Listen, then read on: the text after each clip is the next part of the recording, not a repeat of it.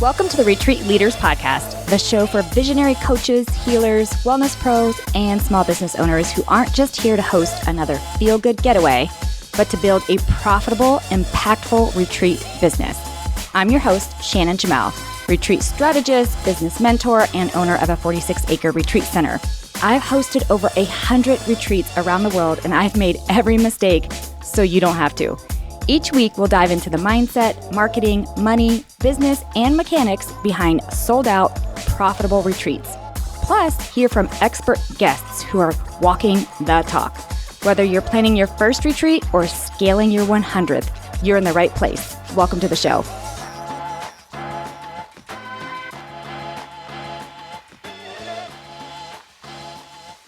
Hey guys, welcome back or welcome to the Retreat Leaders Podcast. I'm so excited that you're here today. Before I dive into today's topic, I just have a favor to ask. If you are listening to this, will you pretty please leave us a review? There are so many people who are tuning in each week, which I am so grateful for, but I don't have the same number of reviews. And so they really mean the world to me. I read every single one of them, and I just so appreciate it. Okay, I'm going to talk about something that I think retreat leaders, actually anybody in business, do not talk about probably enough. And that's what I wish I had done differently when first building my retreat business. And then what I see hosts still making, like as far as mistakes when they're first building, like other mistakes that are made during the initial building period. Today, we're not going to talk about highlight reel necessarily. We're going to talk about what we could have or should have. I do not like that word should. It's like you could should yourself to death, but let's just dive into that because I've been hosting retreats for a really long time. I've had them at my own venue. I've hosted them internationally. I've done small groups. I've done larger groups. And I can tell you, like, with the utmost unashamed confidence that I did not do everything right from the beginning and that that's okay. But had I known some of these things that I'm going to talk about, some of these things earlier, it really would have saved me a lot of stress, a lot of money, and some unnecessary learning curves. Listen, I'm still a big believer that we learn the most in mistakes because of mistakes. Like, if you think about it, in everything we've done, whether it's learning how to ride a bike, whether it's learning how to do math, learning how to read, you first have to do all the shit wrong, right? You crash on your bike, you add it up incorrectly, you read the word wrong, and then you correct, and then you correct, and you correct. And so mistakes, listen, I don't care who you are, how long you've been in this industry, you're going to make them, and you're going to learn from them, right? There are some, though, that it's nice to learn from somebody else to say, oh, that's I didn't think of that. Let me just put that into my business plan. And so that's what I want to share with you today is things that I kind of do wish I had done differently. And then just also the mistakes that I consistently see new retreat hosts make, sometimes existing retreat hosts, and just wishing that we hadn't done that. Okay, and this isn't to shame anyone, by the way. So if I talk about a mistake and you're like, oh, that's what I did, is she calling me out? I mean, yes, but not personally and not to shame you. It's just to help you build something that really actually works and feels good. Okay, let's jump into it. All right, these are mistakes I had done early on. So I'm going to start with my mistakes first. The first one is I really, really wish I had gotten super clear on exactly who my retreat was for, right? My first retreats were so broad. I'm just going to be super blunt with you. If they said they had money, I was like, come to my retreat, okay? It just was very vague. The wording was very vague. And I wanted to fill my retreats. And I really, really wish I hadn't done it that way. And I'll be honest, I was exhausted. Doing it that way. My retreats did fill early on, but they also filled with people who just were not a match for me, and I wasn't a match for them, right? So even though it's like, yeah, but Shannon, you filled your retreats. Filling a retreat, by the way, is not always the goal. I know you're going to be like, what? No, profitable retreats is the goal. And sometimes, well, let me back that up. Profitable and aligned retreats. And what I mean by that is profitable no matter how many people come, you hit your profit goals. And aligned meaning that it's the aligned energetic space from guest to leader, leader to guest, and what you're teaching and what you're providing, right? So it's all aligned and it's profitable. Sometimes that means you're going to make a really good profit and it doesn't necessarily sell out or is not completely full, right? But at the beginning, I wanted butts in chairs, as they would say. And so if I could go back to then, which I do it now, but if I could go back, I would save myself so much frustration and exhaustion, because when you are trying to be everything to everyone, that's so tiring because you're not authentic. There's no way. There's no way you could be authentic because I'm not a match for everyone and everyone's not a match for me. And so you're exhausted trying to keep up with what you think everybody wants or needs from you rather than just authentically delivering who and what you are, right? And so I would go back and I would get crystal clear. And it would be so crystal clear that I'd be thinking of the one person that represents my people, right? I'd be speaking directly to their life, their stress, their season. And I mean, it's so crystal clear. We talk about this all the time on this podcast. I've had amazing other leaders who talk about this. My friend Allison is so good at this stuff too, like really narrowing it down, completely down. When I did that, y'all, when I stopped trying to appeal to everyone, it got so much easier. The marketing, messaging, selling, even the dynamic and the energy of the group itself got so much easier, way more beautiful, way more fulfilling. So that's the first thing. The second thing I wish I had stopped overbuilding the experience. So I used to think that more stuff, more sessions, more workshops, more all these things meant more value, right? I used to think all these activities and all the stuff just meant more value and a better retreat. And I'm here to tell you, nope, that is not true. That's not true. What actually happens when you overbuild your retreat or overfill it is guests get overwhelmed. You once again are exhausted.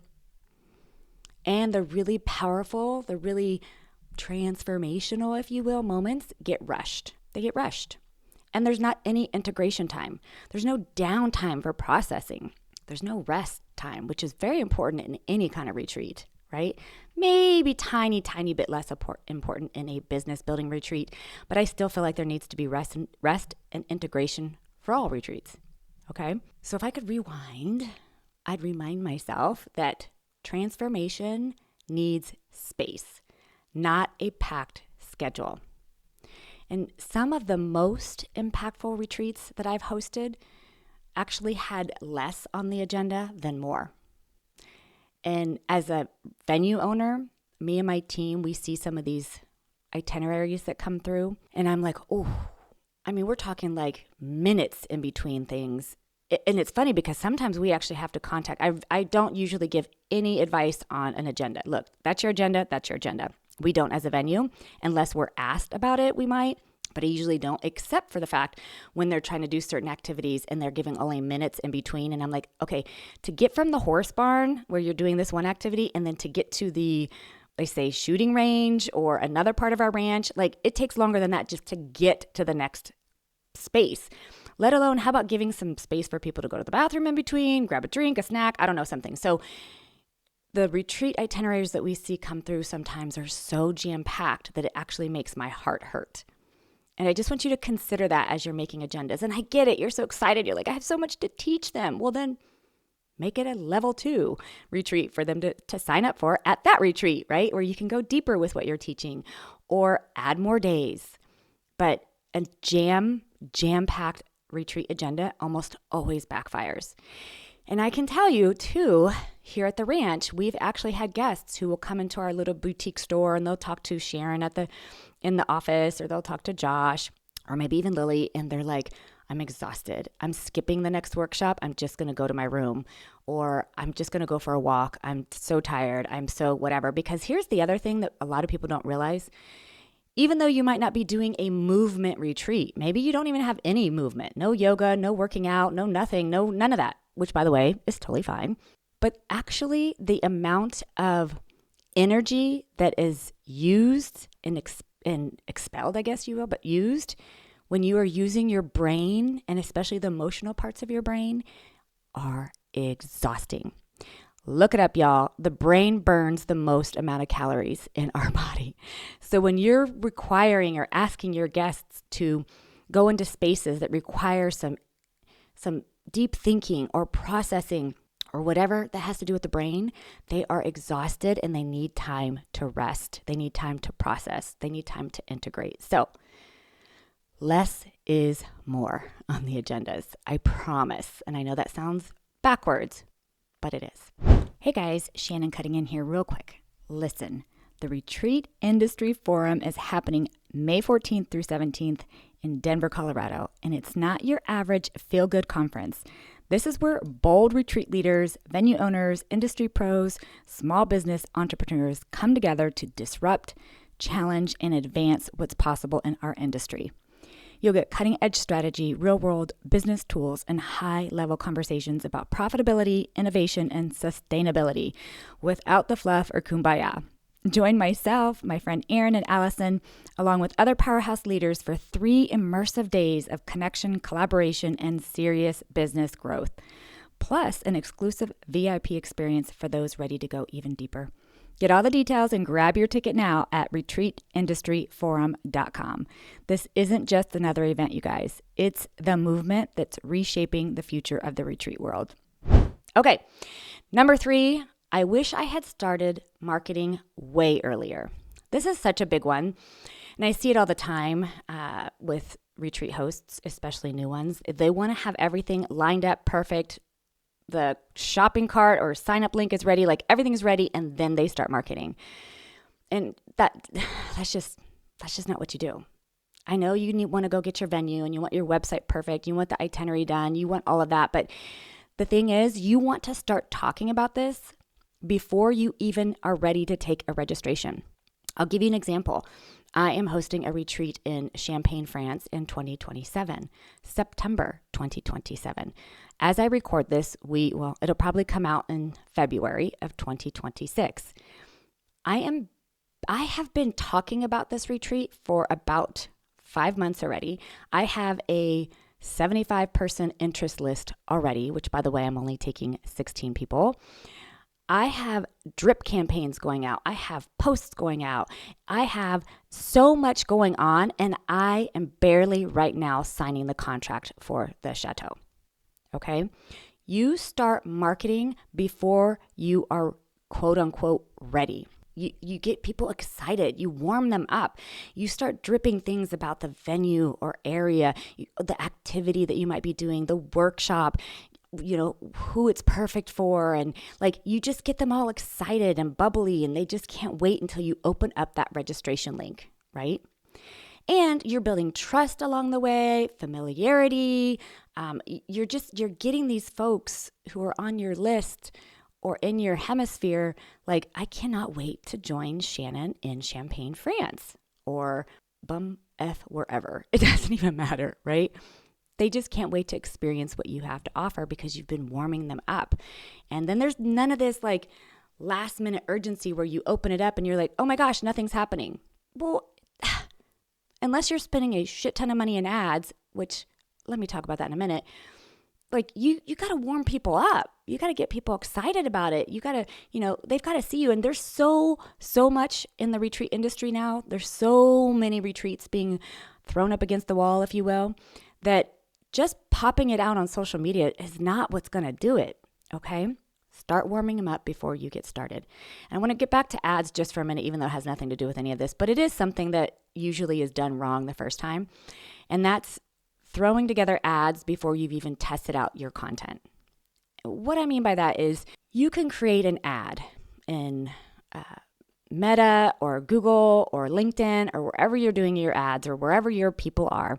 But if you haven't seen if that content that you even have is resonating with your ideal guest, you're wasting money. You want to test your content first and then go back and look at the metrics of your organic content and say, oh, this is landing. This is what people are paying attention to. That's where I'm going all in on my ads. Not just throwing money on content first and then seeing what works. You are going to do some testing in the ad phase, yes, but do the testing organically first, which is why you market early. You get that warmed up list, right? Okay. Number 4, I wish I had priced for sustainability, not comfort. Y'all know me. If you've listened to my podcast at all, you know I do not do discounts. I don't do fire sales. I don't do early birds. The price is the price. That's the way it is. I only have 2 exceptions to that, and that my alumni get a special little thank you discount, and that's because you've trusted me now more than once, and that means a lot to me. And so that's my little way of saying thank you. They also get special gifts when they arrive, but that's different. And then military, first responders, and teachers. That's just because that's an important demographic to me, and I want to do my part in supporting that demographic for what they do for us. Okay? Otherwise, no. That wasn't always the case. When I first started doing retreats, it kind of goes back to that. I was marketing to everyone. I just wanted butts in the chair. That's just not a way to grow a sustainable business, right? You can't price just to get people in. And I see it all the time. Me and Aaron and Allison, we have this group chat that we talk about all the time because it really breaks our hearts that we see this happening so much. And not only do we see this happening so much, but we see coaches and people in what maybe someone would think is an authority figure in the retreat industry space saying just price for breaking even or just get people there. It's just going to be a learning experience.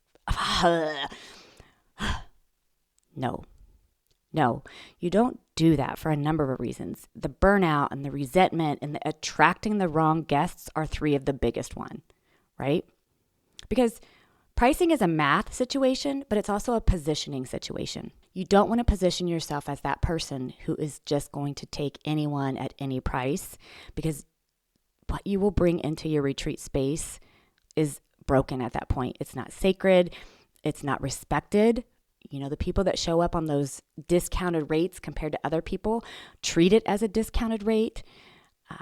Nobody likes to hear this. You can argue with me to death, but after years and years of doing this and working with other people that do this, when people don't pay a good, sustainable price for what you're delivering, they don't respect it as much. They may show up late to things. They may cancel last minute. They may talk about it with other guests. Like, it just has a different energy. You don't want just anybody to show up.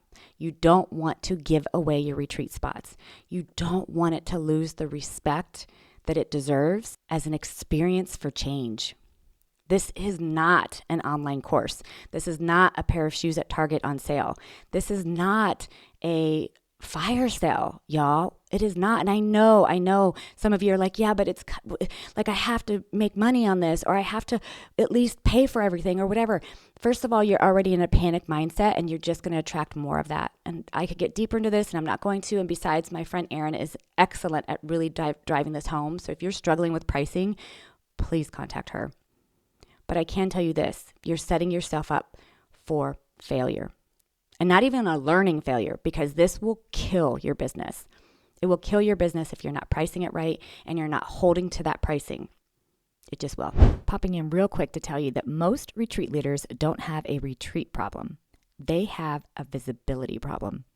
You can have the most transformational retreat in the world, but if people can't find you, it doesn't matter. That's why I wrote my newest book, Retreat Business Marketing. This isn't BS motivation or recycled Instagram advice. It's a real breakdown of how marketing actually works now, including AI search, SEO, messaging, and how to position your retreat so the right people recognize themselves in it. If you want to stop guessing, stop throwing content into the void, and start building visibility that compounds over time, this book is for you. Grab your copy at retreatbusinessmarketing.com. Okay, number 5, I wish I had asked for more support sooner, really hired for more support sooner. When I hosted like my very first retreat where I didn't have a corporate paycheck paying for it, because I did a lot of retreats in my corporate background, but when I did my very first own, I was like everything, y'all. I was like the chef. I was the yoga instructor. I was the facilitator. Like, I managed all the logistics. I was the one fixing any problems. I was the one holding space for emotional stuff. Like, I was everything, which, by the way, is not leadership. That's almost like what you would call survival mode. That's not leadership, okay? And it's felt by the guests. And sometimes you just have to learn this by fucking it up and experiencing it. It just, you do. But having support at your retreat, to me, is critical. Today, I have someone who takes care of the food. I have someone who is on site for logistics and coordination. I have a guest relations person. Like the support is top notch. Like it's top notch. And so having support is so important so that you can be present as the leader to hold space properly, to ensure that your guests feel a little bit safer in that space. Because if they see you running ragged and going and doing all these things, they don't feel safe to come to you and ask you or talk to you, or even, to be honest with you, take any kind of learning or advice from you. And overall, the retreat flows better. Now, based on where you're hosting it, the price point, what you're providing, all the moving parts, depends on how much support you need. That's something that you kind of have to sit down on pen and paper and do, or work with a coach to do that with. But I'll tell you this, you don't get bonus points for doing it alone. You get exhaustion points, and your guests feel it. Everybody feels it. And really, you might walk out. Let me give you an example too. I remember early on in my coaching business when I was coaching one-on-one retreat leaders, I had someone who just was so resistant to having help. She really was like, I can do it all, Shannon. I am like Superwoman. And she is. She's Superwoman. So we worked on all the other infrastructure. We did the marketing, the sales. She filled it up. She actually made really good money too. And I remember on Tuesday, her retreat ended Sunday. On Tuesday, I called her. I'm like, so? And she's like, I'm never fucking doing that again. She literally said those words to me. Ariana, if you're listening, you're probably laughing because you know that's you. Anyway, and here's why. She was blown out, exhausted. She really got sick even a little bit because she did everything for everyone and didn't realize how much she would be pulled from all different directions, no matter how much I told her. And if you are listening around, you're really laughing because you remember, this is ugly of me, but I was like, what did I tell you? You know, like it's that whole I told you so, but you know what? You don't know until you know. So listen, if you want to do it all on your own and learn it the hard way, go for it. If you want to have like sanity and even pleasure in hosting your retreat, then you're going to need help. That's just all there is to it.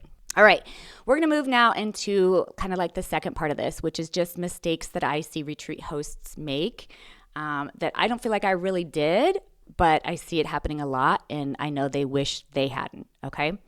So one is treating the retreat like a one-off event. I just recently did a podcast on how to turn your retreat into a brand asset so that it's repeatable versus this one-off event, because when you do a lot of these one-offs, like you're starting over each time. You're working so much harder. And plus then there's no follow-up, there's no next offer, there's no alumni path. Y'all know how important my alumni are to me. But to me, retreats are so much better when they're part of a longer and larger ecosystem, not just a one-time experience.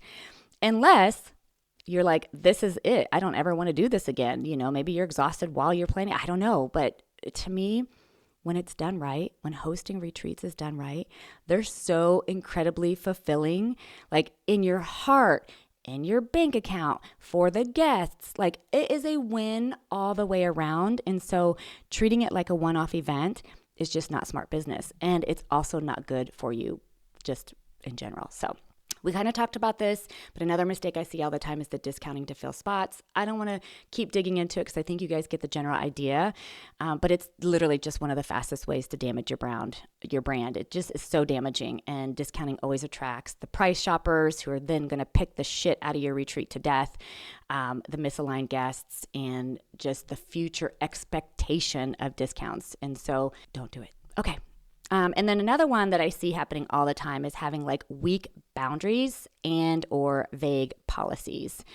And so this is something I really hope you hear. There's so much that goes into planning these retreats and the holding space, and just there's so much that goes into it energetically, financially, based on your experience, like just so many things. You need to have incredibly clear boundaries and policies. You need to have very clear cancellation policies, and you stick with it. Those that know me know that mine is a no refund, no refunds, period. I expect you to get travel insurance to cover your retreat so that you cancel on yourself and not on me, okay? And then just having all your expectations of behavior outlined, both at the time of registration, when they show up in your opening circle, but just really, really strong boundaries and policies is so important. And this helps create this expectation for you, for your guests, for the entire experience. And so, if you're struggling with boundaries in general, you really want to work on that. Because also, just as a side note, as I'm thinking about it, that also includes like your time and energy on retreat, right? And so making sure you have your own space to remove yourself to. At minimum, you need to have your own bedroom, bathroom, completely yours, not yours and your staff's, not yours and a guest especially, but your own, where you can rest your face, where you can regroup, where you can pray or meditate or just refill your energy, right? And so you have to have that. Some hosts, they'll even stay off-site, just right around the corner from the actual retreat location. Whatever it is, you need to have your own space. And you need to be super clear. Like for me, it's like if you run into an issue, here's who you're going to contact, Lily or Josh or whatever. And so having that line of communication, because here's what can happen. Shit goes wrong. I don't know, a toilet starts leaking or there's a bug problem. Like there's just things that go wrong on retreats, or the food didn't accommodate an allergy that was forgotten. I mean, there's just, oh my gosh, so many things. And you need to know who is the contact for these things. And it should not be you. It should not be you as the leader, okay? Listen to my words.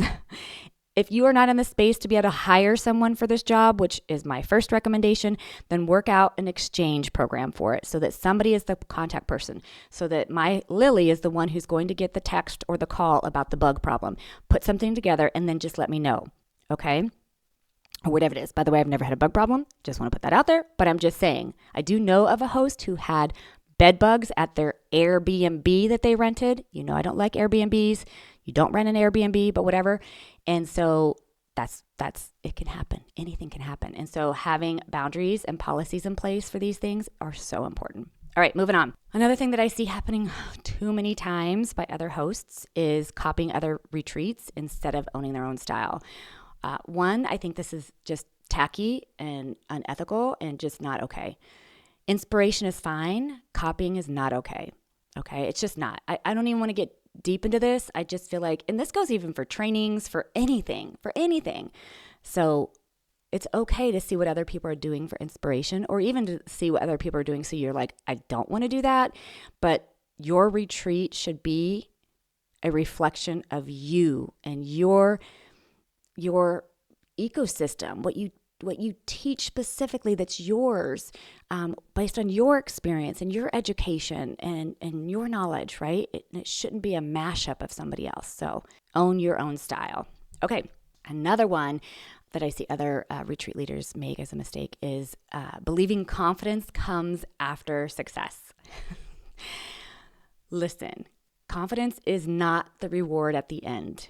It's literally built through acting even when you're not confident. Acting means taking action. Taking action even when you're scared or worried or nervous, right? And then refinement through that action. Learning from what didn't work, right? Every part of the retreat experience, the building, the selling, the marketing, the execution, the follow-up, every bit of it teaches you something if you're willing to listen and learn. But confidence, it doesn't come like after. It comes through your action. It comes through the acting even when you don't believe, right? And so you're going to build that confidence muscle. You're going to build it. But you can lean into things that help you build that confidence as far. Let me give you an example. When I was putting together my Vision to Venue workshop in London, I remember telling Allison and Aaron, I've actually never done anything like this, y'all. I've never put together a retreat leadership conference in a whole nother country. I'd done it in the US many times. I'd done workshops. I'd done all kinds of things, but I'd never built from scratch on my own a whole conference in a whole damn nother country that I don't even have a list for, right? And I remember them both being like, yeah, but you know what you do. And so there were moments where I was like, what in the hell am I doing? but I did it anyway. I did the action anyway. And I leaned into the fact, and this is going to sound super ego-based, but I leaned into the fact that I'm good at what I do. I know I am. And I know I have value to offer whoever shows up into that room. So I leaned into that. When I was worried it would fill, I leaned into what I do know and what I am confident about. And that fueled me to continue to do the actions over and over and over again until I damn did sell it out. Okay. So confidence doesn't come after the success. It comes through the action and the learning and the believing in what you have to offer. Okay, this was a lot. I think this was one of my longest podcasts I have recorded. But I think at the end of this, I just want you to maybe take away from this is that if I could go back, or if these hosts could go back, it's not that we would aim for perfect. There's no such thing. But we would aim for super, super clarity, I guess. Being clear, being super clear. And building for sustainability, not just for immediate Band-Aids, right? And being really aligned in what we do and what I do and what you do. Because here's the other thing. Mistakes don't mean you're doing it wrong necessarily. It means you're building and you're learning and you're growing. And so even though we're not always going to do it perfect, and even though there are things we're going to go back and go, I wish I hadn't. If we're willing to learn and we're willing to hear other people's stories like I've shared today and go, what can I get from that? Then that's how we're going to build this big, beautiful business. So I can't wait to hear about what you wish you had done differently or what you got out of this the most today. And if you got something really great out of this, will you forward this to somebody else so that they will learn as well? Thanks so much, guys. Thanks for tuning in to the Retreat Leaders Podcast. If you love this episode, please make sure to subscribe, leave a review, and share it with your retreat besties. Want more support? Grab free resources at theretreatleadersplaybook.com. Until next time, lead boldly, serve deeply, and retreat profitably.